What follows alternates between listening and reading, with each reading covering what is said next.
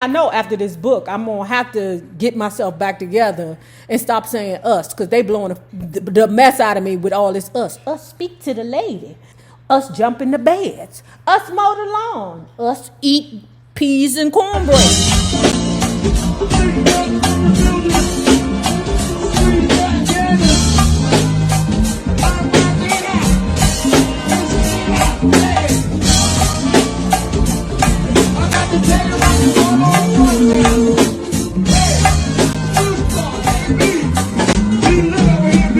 I came across these novelty socks, and it's all the iconic books.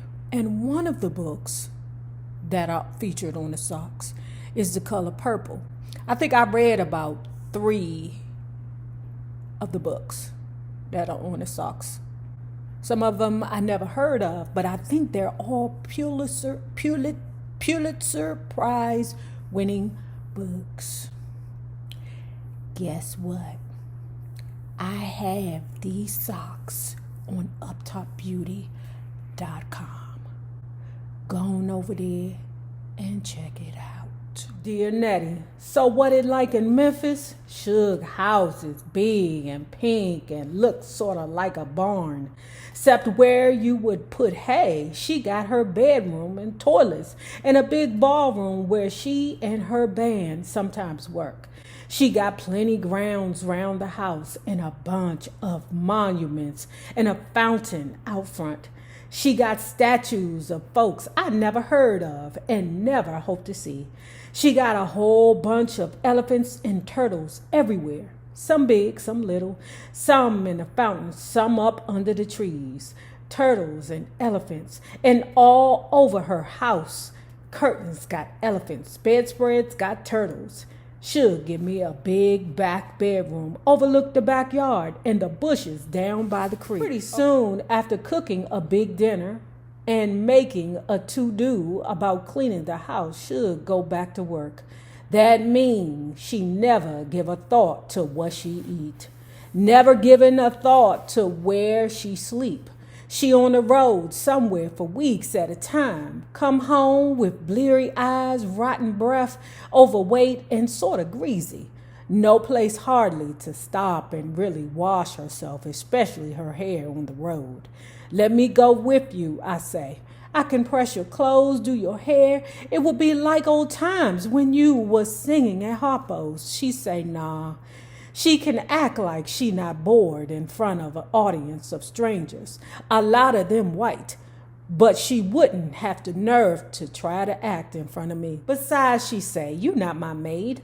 I didn't bring you to Memphis to be that. I brought you here to love you and help you get on your feet. And now she off on the road for 2 weeks, and me and Grady and Squeak rattle around the house trying to get our stuff together. Squeak been going round to a lot of clubs and Grady been taking her. Plus, he seems to be doing a little farming out back the house. Yeah, I bet. Pants all over her chairs, hanging all in front of the china cabinet. Newspaper patterns and cloth all over the table and the floor. She come home, kiss me, step over all the mess. Say before she leave again how much money you think you need this week. Then finally one day I made the perfect pair of pants for my sugar, naturally. They soft, dark blue jersey with teeny patches of red. But what makes them so good is they totally comfortable, cause Suge eat a lot of junk on the road and drink. Her stomach bloat, so the pants can be let out without messing up the shape. Because she have to pack her stuff and fight wrinkles. These pants are soft, hardly wrinkle at all, and the little figures in the cloth always look perky and bright. And they full round the ankle, so if she want to sing in them and wear them sort of like a long dress, she can. Plus, once Suge put them on, she knock your eyes out. Miss Silly, she say, you was a wonder to behold. I duck my head. She run around the house looking at herself in mirrors. No matter how she look good. Man, Silly is absolutely smitten with Suge. I mean, I love it. I love it. But baby, Sugar's a bird. Free as a. The next week, I'm in and out of stores spending more of Sugar's money. I sit looking out across the yard trying to see in my mind what a pair of pants for Jack would look like. Jack is tall and kind and don't hardly say nothing. You know, that's Odessa's, Sophia's sister, husband. Love children, respect his wife, Odessa, and all Odessa Amazon sisters. Anything she want to take on, he right there. Never talking much, though. That's the main thing. And then I remember one time he touched me, and it felt like his fingers had eyes. Felt like he knew me all over, but he just touched my arm up near the shoulder. I start to make pants for Jack. One day when she'll come home, I say, you know, I love doing this, but I gotta get out and make a living pretty soon. Look like this just holding me back. She laughed, girl, this is your living, fool. What are you doing? You just around here making super pants. You need to make super pants for more than just me and Jack. You need to make super pants for everybody. She look like super pants for everybody. They ain't good enough. The hell they ain't. Girl, you better get your ass out there to them stores and talk to them stores. I'll go with you, girl. Come on, let's go sell some of these super pants. Dear Nettie, I am so happy. I got love, I got work, I got money, friends, and time. And you alive and be home soon with our children. Jerome and Darlene come help me with the business. They twins, never married, loved it so. Plus Darlene trying to teach me how to talk. She say us not so hot, a dead country giveaway. You say us? Where most folks say we, she say, and people think you dumb. Colored people think you a hick, and white folks be amused. What I care, I ask, I'm happy, pause. So when I graduated college, I knew how to speak in a way that was appropriate for the public, okay? But I knew that when I got comfortable, who I was and am would always come out. And I know after this book, I'm going to have to get myself back together and stop saying us, because they blowing the mess out of me with all this us. Us speak to the lady. Us jump in the beds. Us mow the lawn. Us eat peas and cornbread. I'm going to have to get that out of my mind. What I learned when I was young and early in my career as a probation officer, they had a man. He was a high up man, very high. I think he came from like the director of Department of Justice or something like that to come down because we were creating a partnership. In his high position, he said words like yonder, smitten, all kinds of Southern words that I was like, do he not know he not speaking correctly, publicly? Does he not know this? And it wasn't that he didn't know it. It was that he didn't care. He had already reached his position of success and he had nothing to prove to nobody. So whether he said yonder, smitten, a spell, whatever the words are, he didn't care because he was already in his position, his happiness. What more could he want? Dear Nettie, walking down to Harpo and Sophia's house, it feels just like old times, except the house new down below the juke joint, and it a lot bigger than it was before. Then, too, I feels different, looks different. Just when I raise my hand to knock, I hear a crash, sound like a chair falling over. Then I hear arguing. Harpo say, whoever heard of women pallbearers? That all I'm trying to say. Well, Sophia, you said it. Now you can hush. I know she your mother, say Harpo, but still, you going to help us out or not, say Sophia. What it going to look like, say Harpo? 3 big stout women pallbearers look like they ought to be home frying chicken. Oh, they must have ain't never seen a bulldagger funeral before. 3 of our brothers be with us on the other side, say Sophia. I guess they look like field hands, but people's used to men doing this sort of thing. Women weaker, he say. People think they weaker, say they weaker anyhow. Women supposed to take it easy. Cry if you want to, not try to take over. Try to take over, say Sophia. The woman dead. I can cry and take it easy and lift the coffin too. And whether you help us or not with the food and the chairs and the get together afterwards, that's exactly what I plan to do, child. That's called the repast. Okay, that's like the best part of the funeral. It get real quiet. After a while, Harpo say real soft to Sophia, "Why you like this, huh?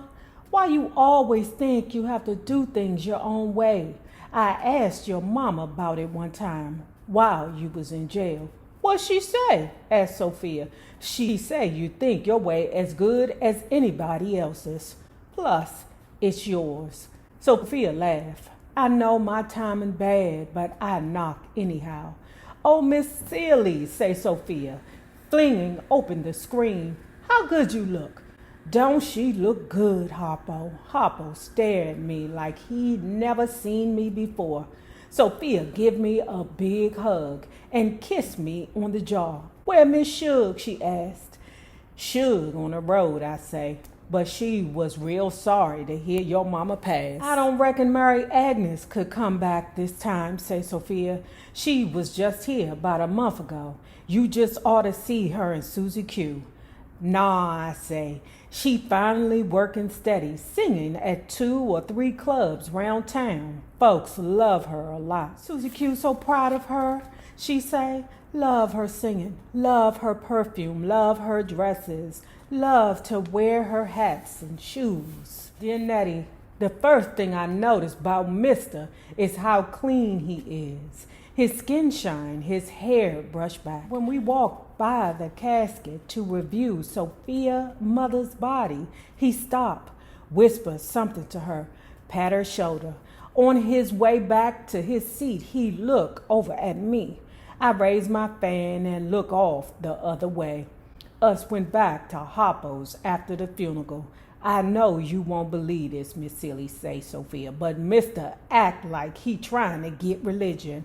Big a devil as he is," I say, "trying is about all he can do. He don't go to church or nothing, but he not so quick to judge. He work real hard, too." "What?" I say. "Mister work? He sure do. He out there in the field from sunup to sundown and clean that house just like a woman. Even cook," say Harpo. "And what more? Wash the dishes when he finish." "Nah," I say. "But he don't talk much or be around people," Sophia say. "Sound like craziness closing in to me," I say. Just then, Mister walk up. "How you, Silly?" he say. "Fine," I say. I look in his eyes and I see he feeling scared of me. Well, good, I think. Let him feel what I felt. "Shug didn't come with you this time," he say. "No," I say. "She have to work. Sorry about Sophia mama, though." "Anybody be sorry," he say. "The woman that brought Sophia in the world brought something." I don't say anything. "They put her away nice," he say. "They sure did," I say. "And so many grandchildren," he say. "Well, 12 children, all busy multiplying. Just the family enough to fill the church." "Yeah," I say. "That's the truth." "How long you here for?" he say. "Maybe a week," I say. Talking to Mister, such a surprise. I can't think of nothing. Not nothing else to say. Mister stand waiting for me to say something, looking up to his house. Finally he say, "Good evening," and walk away. Sophia say after I left, Mister lived like a pig. Shut up in the house so much it stunk. Wouldn't let nobody in until finally Harpo forced his way in. Cleaned the house, got food, give his daddy a bath. Mister too weak to fight back, plus too far gone to care. He couldn't sleep, she say. At night he thought he heard bats outside the door, other things rattling in the chimney, but the worst part was having to listen to his own heart. It did pretty well as long as there was daylight, but soon as night come, it went crazy, beating so loud it shook the room, sound like drums. Harpo went up there plenty nice to sleep with him, say Sophia. Mister would be all crammed up in a corner of the bed, eyes clamped on different pieces of furniture, see if they move in his direction. You know how little he is, say Sophia, and how big and stout Harpo is. Well, one night I walked up to tell Harpo something, and the two of them was just laying there on the bed fast asleep, Harpo holding his daddy in his arms. After that, I start to feel again for Harpo, Sophia say, and pretty soon us start work on our new house. She laughed. But did I say it been easy? If I did, God would make me cut my own switch. What make him pull through, I asked. Oh, she said, Harpo made him send you the rest of your sister's letter. Right after that, he started to improve. You know, meanness kills, she said. Dearest Silly, by now I expected to be home, looking into your face and saying, Silly, is it really you?